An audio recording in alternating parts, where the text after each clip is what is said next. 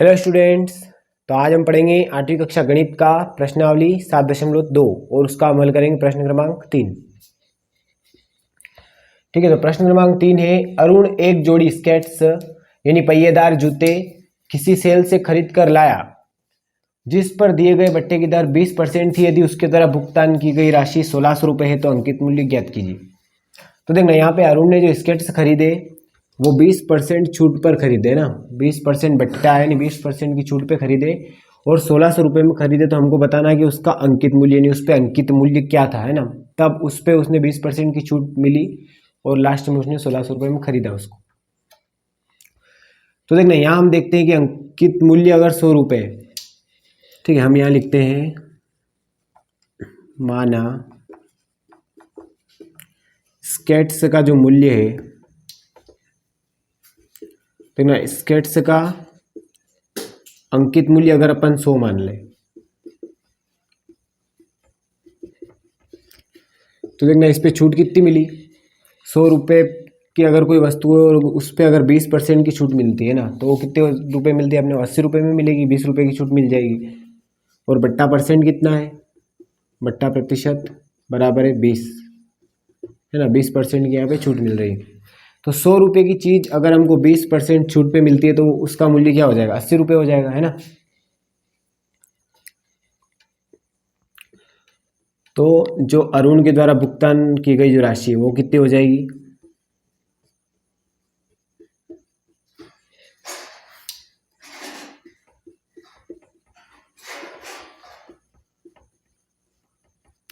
तो देखना अगर 100 रुपये के स्केट्स हैं तो अरुण ने उसके कितने रुपए दिए, 80 रुपये ही दिए, है ना। क्यों दिए, क्योंकि 100 रुपये में से 20% की छूट मिल गई। तो अब हमको निकालना है उसका अंकित मूल्य यानी वास्तविक जो उसका अंकित मूल्य है वो क्या है। तो इसके लिए हम क्या करेंगे,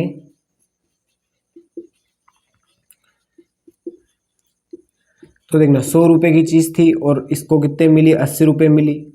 और जो टोटल खरीदा वो मूल्य क्या है, विक्रय मूल्य इसका 1600 रुपये है ना। इसके लिए अरुण के लिए क्रय मूल्य, तो इससे कैंसिल कर लेंगे इसको, 0 से 0 कट जाएगा, 8 से इसको कैंसिल करेंगे, 8 दूना 16 और 0 और 100 का गुणा अगर हम 20 में करेंगे तो ये हो जाएगा टोटल 2000, है ना।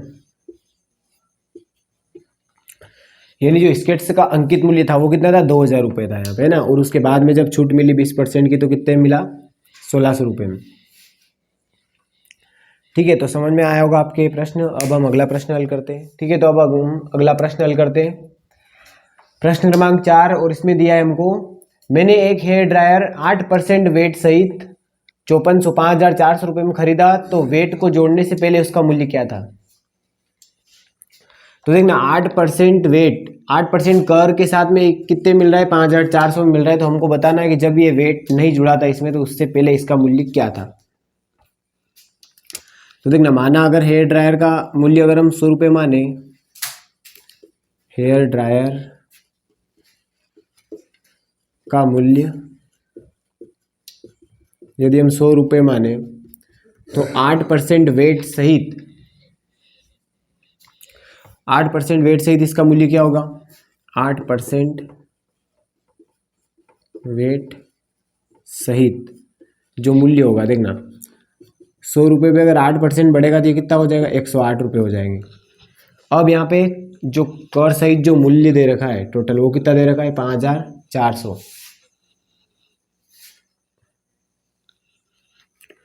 अब यदि वेट सहित जो मूल्य दे रखा है इसमें हेयर ड्रायर का वो दे रखा है हमको 5400 रुपये, तब हम क्या निकाल लेंगे, हेयर ड्रायर का वास्तविक मूल्य निकाल लेंगे। हेयर ड्रायर का वास्तविक मूल्य,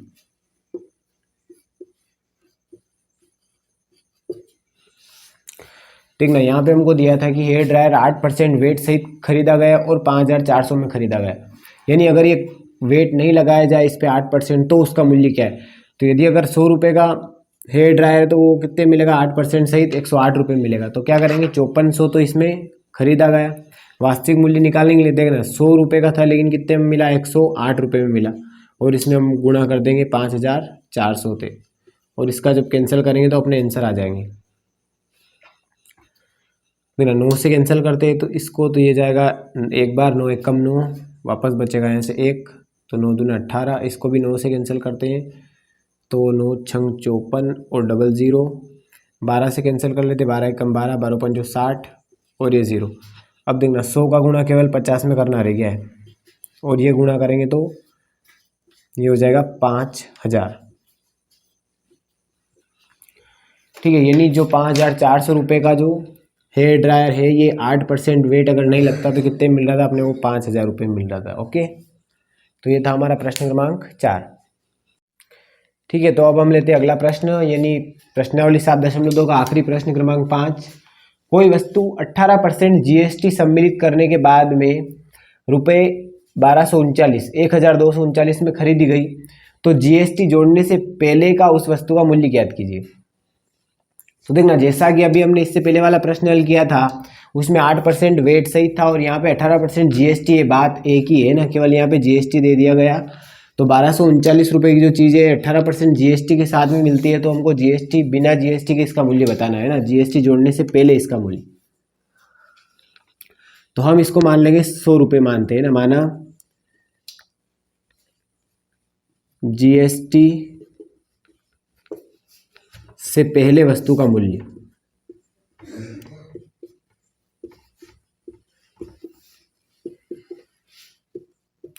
देखना, GST जुड़ने से पहले अगर इसका मूल्य 100 रुपये था तो यहाँ पे GST कितनी? 18% GST है ना, तो 18% GST जोड़ने के बाद जो वस्तु का मूल्य हो जाएगा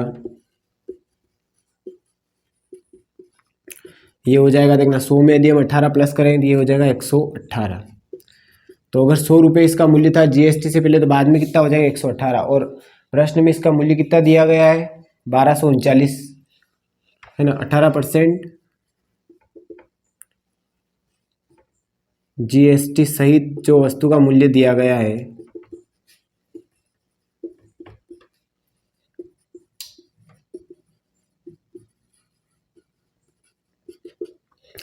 ये दे रखा है यहाँ पे 1239।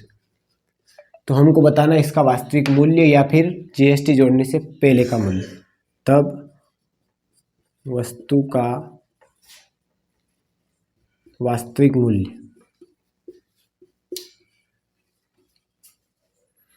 तो देखना वस्तु का जो वास्तविक मूल्य है ये निकालने के लिए क्या करेंगे हम? ठीक है, तो हम यहाँ लिखते हैं 100 रुपये की चीज़ अगर हमको 118 रुपये में मिली और इसका जो मूल्य दिया था यहाँ से 1239, तो देखना इसको कैंसिल करते, 2 से कैंसिल करेंगे अगर इसको, तो 2 से ही जाएगा, 2 पंजे 10, 2 नौ 18, और 2 से 100 को कैंसिल करेंगे, 2 पंजे 10 और 0। अब देखना 59 से कैंसिल करते हैं अपन 1239 को, तो चूँकि ये अभाज्य संख्या है तो दूसरी संख्या से कटेगा नहीं, इसलिए हम इसको 59 से कैंसिल करेंगे। ये जाएगा यहाँ पे 59 का अगर डबल करेंगे ये होता है 118, 59 दूनी 118, और उसके बाद में यहाँ से बचे 5 है ना, तो वापस एक बार भाग लग जाएगा, 59 एकम 59। अब बचा क्या यहाँ से? इधर से बचे 50 और यहाँ से बचे 21, और 21 का गुणा अगर 5 में करेंगे तो 21 पंजे 105 और ये लग जाएगा 0, 1050 रुपये। यानी GST 18% GST से पहले जो वस्तु का मूल्य था वो कितना था? 1050 रुपये, और 18% GST लगने के बाद में वो हमको कितने मिली? 1239 रुपये। ठीक है, तो ये था हमारा प्रश्नावली 7.2 कंप्लीट हो चुका है। समझ में आया होगा आपको। अगर आपको पसंद आए तो जेवी प्रिंसिपल को लाइक करें, शेयर करें और सब्सक्राइब ज़रूर करें। फिर मिलते हैं अगली वीडियो में। धन्यवाद।